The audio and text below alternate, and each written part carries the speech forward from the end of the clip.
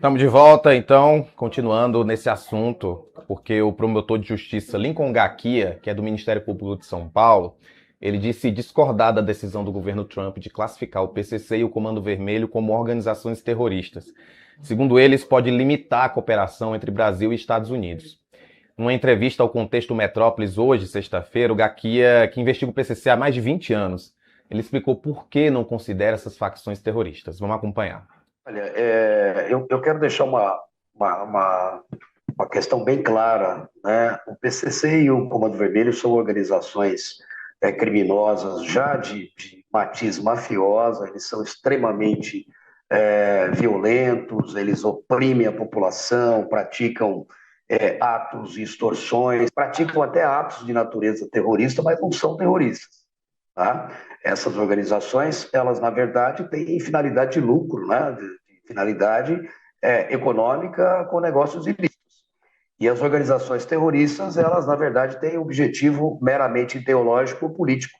Tá? Isso causa uma distinção muito clara entre essas organizações brasileiras e aquelas consideradas terroristas, como é o caso do Hamas, por exemplo, o caso do ISIS, né, do Estado Islâmico, do ETA, do IRA. Então a gente precisa separar essas coisas. É isso. Veja só, a Em lei seguida, o antiterrorismo. Gakia também falou sobre possíveis prejuízos na troca de informações entre o Brasil e os Estados Unidos. Vamos ver também esse trecho. O que nos preocupa aqui, de fato, claro que a gente precisa aguardar como os Estados Unidos vai, de fato, aplicar essas classificações, como que se dará isso no Brasil, mas, a princípio, pode ter algum tipo de sanção de natureza econômica para instituições financeiras que têm algum tipo de negócio, já tiveram com grupos ou pessoas ligadas ao PCC ou ao Comando Vermelho, ainda que involuntariamente.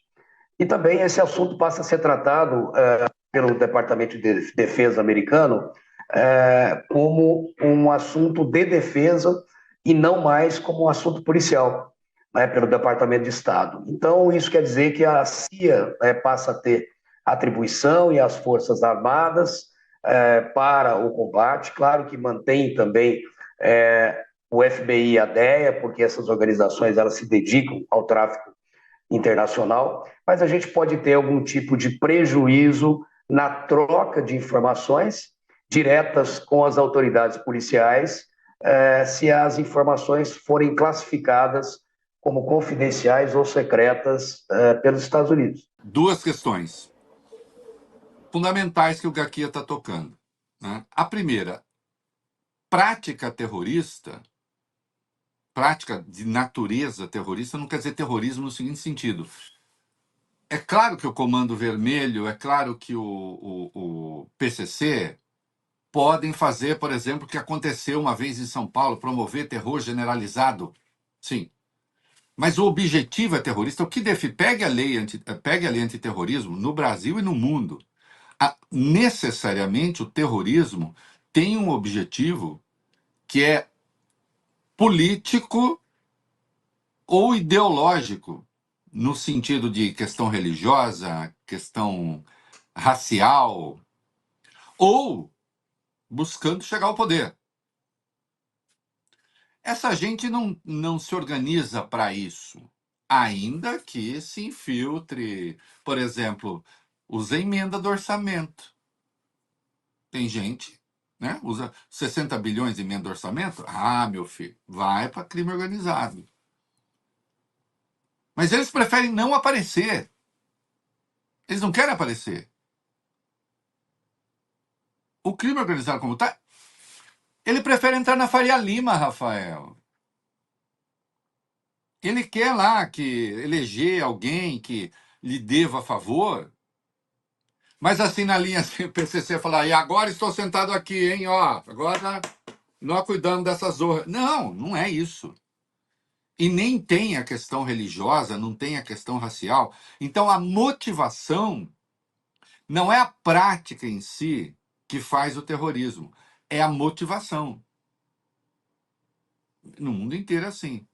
E evidentemente eles não são terroristas. Então, em primeiro lugar, isso, né? Segundo lugar, o que o Gaquia está apontando? Quando hoje, ele está dizendo, nós trocamos informações com o governo americano. De polícia para polícia, de Ministério Público para Ministério Público, o correspondente lá, nós trocamos informações. Na hora em que isso for terrorismo, aí é CIA, Forças Armadas, Forças Especiais, eleva-se o grau de sigilo e não se tem troca de informação. Quem ganha o que com isso? Ninguém ganha nada. Ninguém ganha nada, né? Com os prejuízos evidentes, que nós já falamos aqui, na área dos investimentos, os riscos que bancos, corretoras sérios passam a correr. Note, com a contaminação, pelo amor de Deus, eu preciso que as pessoas entendam, com a contaminação que nós estamos vendo aqui, operação de ontem, da Polícia Federal, Polícia de São Paulo, Ministério Público, batendo as portas de fintechs, que estavam lavando dinheiro para o crime organizado. Esse dinheiro da fintech, qual foi o trânsito dele? Por essa lei, se em algum momento esse dinheiro transitou por algum bancão, os Estados Unidos, essa lei, a seção 219, ela não quer saber se foi voluntário ou não foi voluntário. Tô nem aí. Passou? Passou, caiu na rede, meu filho. E vai sofrer sanção. Sem contar o risco militar. E aí a gente pode perguntar, mas então, do ponto de vista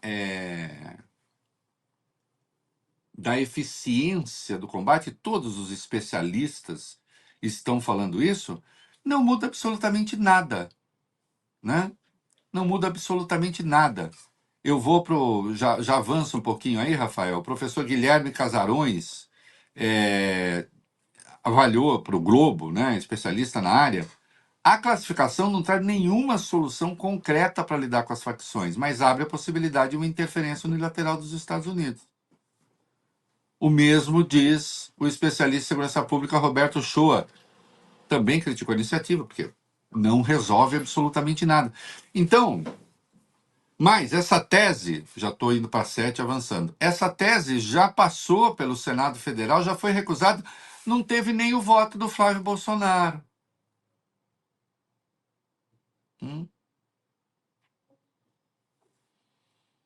Bom, preciso deixar isso tudo claro, né? Que nós estamos diante de um ato de delinquência política grave. Tem uma força política importante aqui que está dizendo que o Brasil precisa se subordinar aos Estados Unidos e usa um problema real, que é o crime organizado, como pretexto para fazer isso, né? E repete a sua trajetória de sujeição aos Estados Unidos. E não foi só isso, não. Nós vamos para 8 aí, Rafael.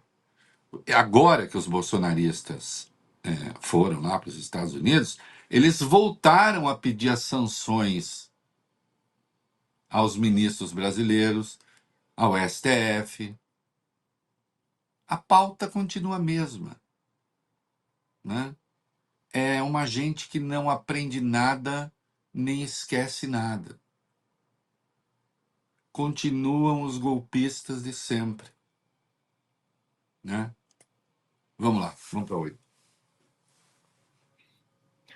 É como a gente disse, né, Reinaldo? É o dia da marmota do golpismo, porque o bloqueiro bolsonarista Paulo Figueiredo e o ex-deputado federal Eduardo Bolsonaro voltaram a defender a aplicação de sanções contra o ministro Alexandre de Moraes com base na Lei Magnitsky, que prevê punições financeiras e restrições na entrada do país.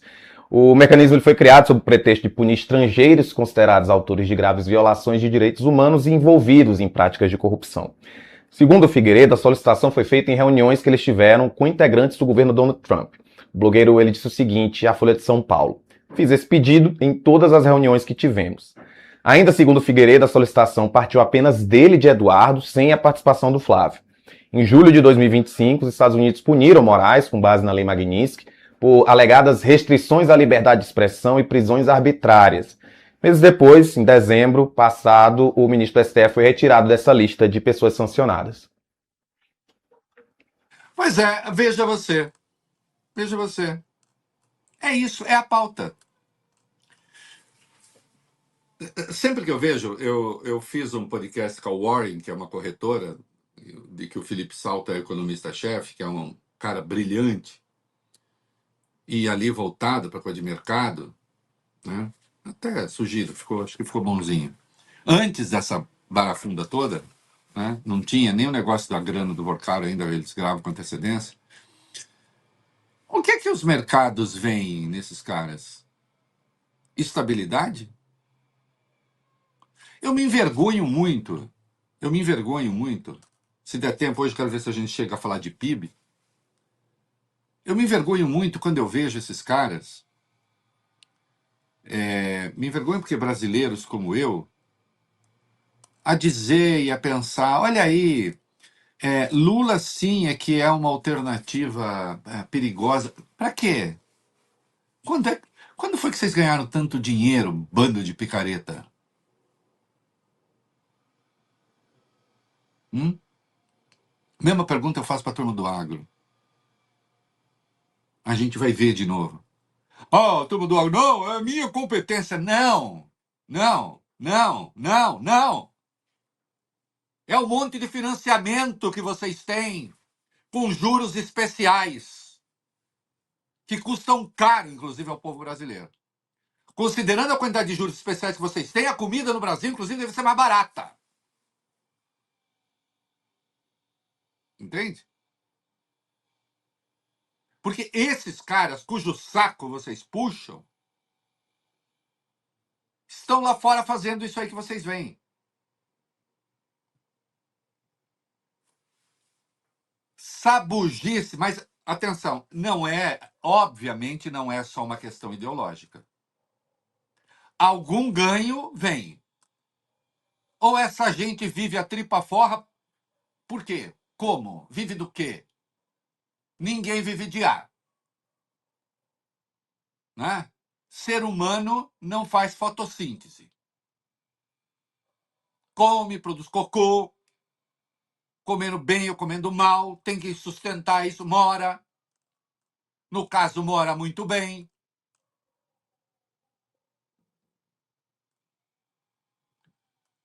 Um mínimo de dignidade. Que é uma outra coisa que. Veja só, a gente chegou a ter Estados Unidos, Brasil, o PT e PSDB já se engalfinharam, já não sei o quê.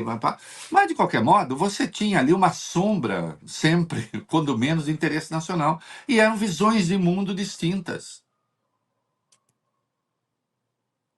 Não, hoje não tem. Tem a sabotagem. Eles explicitam essa sabotagem. Eles não escondem de ninguém que estão sabotando. Confessam isso. Né? Num descaramento sem precedentes. Né? Insisto, a gente nunca teve esse tipo de coisa, desse modo não. A não ser em 64. E depois houve mais cuidado nessas coisas, porque todos aqueles que articularam o golpe de 64 com os Estados Unidos na extrema-direita foram caçados pelo próprio golpe. Então daí essa gente ficou um pouquinho mais assustada.